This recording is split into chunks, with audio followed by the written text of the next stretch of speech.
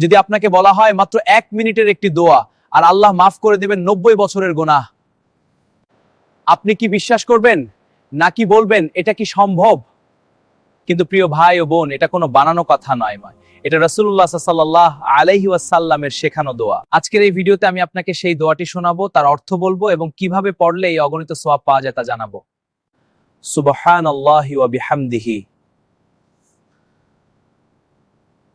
আল্লাহ পবিত্র এবং সমস্ত প্রশংসা তারই জন্য।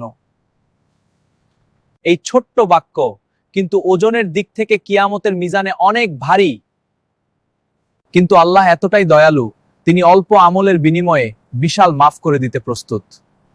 ধরুন একজন মানুষ 80 বছর বেঁচে আছে, কত ভুল, কত গোনাহ, কত অবহেলা, কিন্তু আল্লাহ এতটাই দয়ালু, তিনি অল্প আমলের বিনিময়ে বিশাল মাফ করে দিতে প্রস্তুত।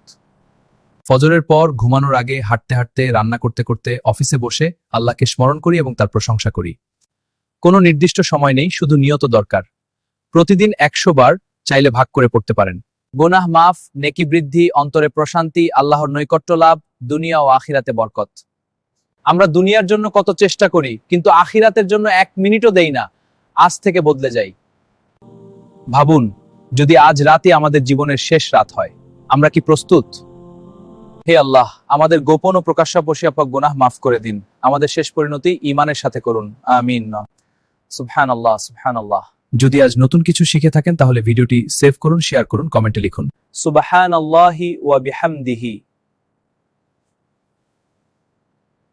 হয়তো আপনার একটা শেয়ার কারো 90 বছরের গুনাহ মাফের কারণ হবে ইনশাআল্লাহ।